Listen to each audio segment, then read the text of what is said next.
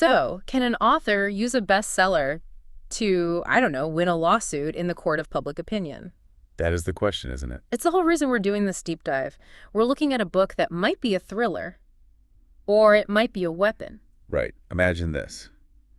You're a huge author, the movie deal is done, you've got A-listers, and then, poof, they all just implode. Total implosion. The stars are feuding, fans are burning your books on TikTok, and you're basically canceled. It's a public relations nightmare. And usually a person in that spot, they retreat.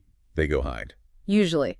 But what if, instead of hiding, you went to a cabin, wrote a book about that exact nightmare, and then dropped it on the world as your comeback? Because that's what we're talking about today. Exactly.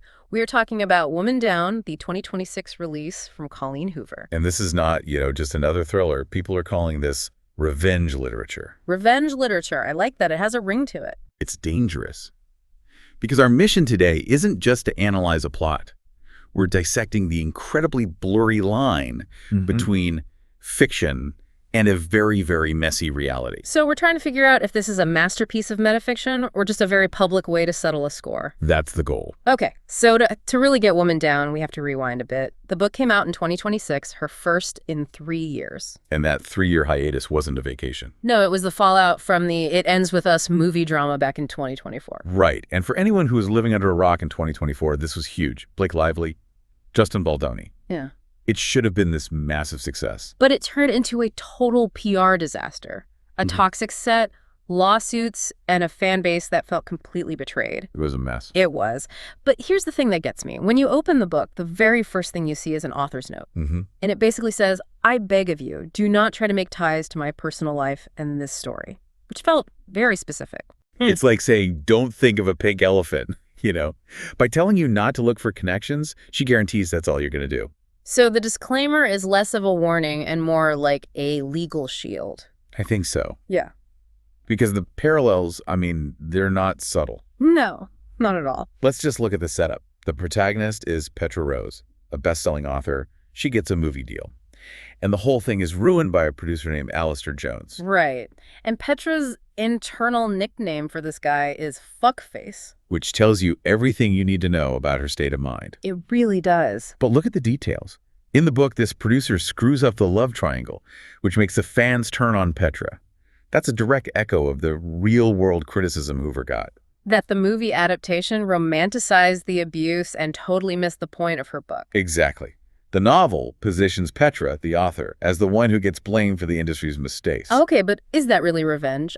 Authors pull from real life all the time. Stephen King's always writing about authors in Maine. That's a fair question. The difference here is the specificity and the timing. Right. Stephen King isn't usually writing about a specific ongoing lawsuit that's trending on social media. Hoover herself said in interviews that writing this book was cathartic. So when you put that together with a character named Alistair Jones, it feels less like inspiration and more like a rebuttal. She's using Petra to say, this is what really happened to me. She's taking the narrative back. Okay, let's get into the actual story then. Because the metadrama aside, it is a wild ride. It is.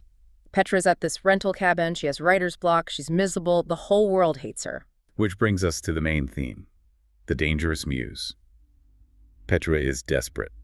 Then she sees what she thinks is a suicide on the road. And that's what brings Officer Nathaniel Saint to her door. Exactly. He's handsome, he's mysterious, and most importantly, he's wearing a uniform. And Petra, who's trying to write a book about a woman having an affair with a cop, just latches onto him. It's like the universe just delivered her muse to her doorstep. But this is where that theme of inspiration at any cost comes in. She finds out pretty quick that Saint is married. In a normal book, that would be the conflict, the red flag. Sure. But for Petra, it's fuel. She doesn't pull back. She leans in. She uses the danger, the affair, all of it, to write her scenes. And that gives us that trippy book-within-a-book structure. Yeah, we read about Petra's life, and then we read the chapter she just wrote about her characters, Rhea and Cam, and it's almost identical. She's living out her own fiction. It raises this question about the artist's morality. Petra feels so victimized by the public, she gives herself a pass to be immoral in private. The affair is just research. And speaking of that public victimization, I thought the way the book starts was so clever. It's not with Petra, it's with a transcript from a gossip podcast. And one up now, readers. Yes. Yeah, that choice is crucial. Why? By opening with people just tearing Petra apart, Hoover immediately puts the reader on the defensive for her. We see her as this hunted person, not some rich celebrity. It worked on me. I felt bad for her. They were ruthless. And it sets up that theme of public perception versus private reality. The internet is the antagonist. There's a line where Petra thinks, I'd probably make more money by trashing me than being me. It's so cynical. But it's her justification. The world thinks she's a villain, so she might as well act like one to get her book written. Which means cheating on her husband, Shepard. Ah, yes, Shepard. The nicest, most boring man alive. He's the foil character. He's stability. He's normal, mundane reality, everything she's running from. Okay, we have to talk about the twist. Because the whole time I'm thinking, okay, dark romance, bad boy cop. But Nathaniel Saint is not a cop. No, he is not. And this is where the book just yanks the rug out from under you. I literally gasped. So his name is Eric Kingston. He's a friend of Petra's best friend and agent, Nora. And Nora hired him. She hired him. To what, just pretend to be a cop? To inspire her? The suicide on the road. Staged. The police lights. Fake. That's insane. Nora gaslit her best friend into having a creative breakthrough. It's completely orchestrated. And this is where Eric's character gets so interesting. He isn't just a fake cop. He is the dark romance trope come to life. What do you mean? In books, the obsessive boundary-crossing guy is hot. In real life, he's a manipulator. A predator, even. The book is making that distinction. And Nora claims he took it too far, right? She didn't tell him to actually sleep with Petra. That's what she claims, which puts the responsibility back on Petra. Nora lit the match, but Petra chose to burn down the house. She was a willing participant because she wanted the story that badly. You know, it tipped me off that something was wrong before the big reveal. What's that? The neighbor, Mari, the eccentric lady who also saw the suicide. Right. Turns out she's an actress who does crime reenactments. Yeah. Eric paid her to lie. It just reinforces that Petra's entire reality in that cabin was a fiction, a stage set. Which is so ironic, given that she's a writer creating fiction. The layers here are just dizzying. So this brings us to the style. Did you notice the pacing shift when her husband, Shepard, shows up at the cabin? Oh, absolutely. The first half is this atmospheric, spooky woods thriller. Yeah, mysterious cop, isolation. Yeah, and Shepard arrives with the kids, and it becomes this suffocating domestic drama. The tension is no longer, will the killer find me? It's, will my husband check my texts? It's so claustrophobic, it perfectly mirrors her mental state. There was one other symbol that I thought was brilliant. The T-shirt. The Gazzo T-shirt. Yes. When Eric shows up later, out of uniform, he's wearing it. Hunter S. Thompson. I got the reference, but I wasn't sure of the significance. Well, in literature, it's never just a cool shirt. Gonzo journalism, the style Thompson created, is all about destroying objectivity. The writer inserts themselves into the story, they become a character. Oh, wow. So by putting Eric in that shirt, Hoover's telling us two things. One, Eric is gonzoing Petra's life. He's inserting himself into her story. And the second thing? On a meta level, Hoover is admitting that she's doing the same thing. She's inserting her real life into this fiction. There's a huge wink to the reader saying, this story is personal. That's fascinating. It's like a secret code. Which, speaking of codes, the Easter eggs. The internet went wild with these. They absolutely did. And the biggest one is the name Petra. I didn't catch this at all. It's not a common name. Is that a coincidence? Well, maybe not. The online detectives pointed out that Justin Baldoni, from the It Ends With Us feud, he starred in the show Jane the Virgin. His character's wife was named Petra. No way. And in that show, Petra is a scheming antagonist. Yeah. She lies. She cheats.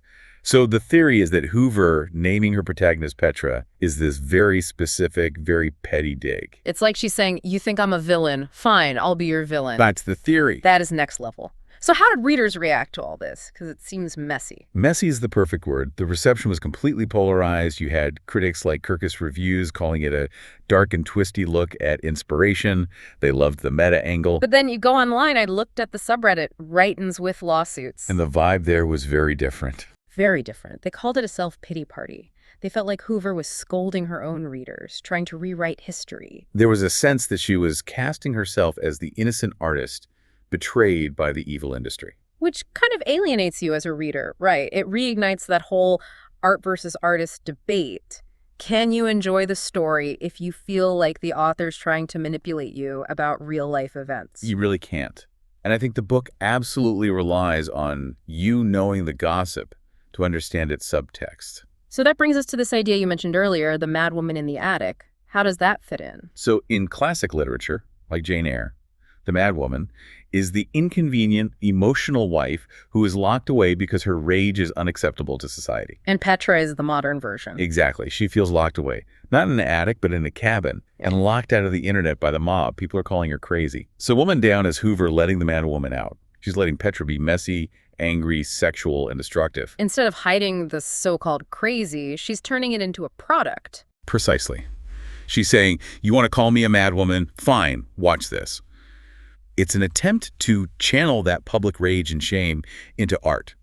Wow. It really makes you think about how we're all part of this. We watch the drama unfold, we read the gossip, and now we're buying the book about it. We are the internet mob from the novel. Yeah. And the book asks, when an artist's life falls apart, do they have the right to use the wreckage to build something new? It's a fascinating question and a fascinating book, whether you love it or you're just here for the tea. It's definitely a case study in crisis management through fiction. Well, that's all the time we have for this deep dive. If you do pick up Woman Down, maybe keep Google handy for those Easter eggs. And just remember that when you're in a hall of mirrors between fact and fiction, the truth is usually the first thing that gets lost.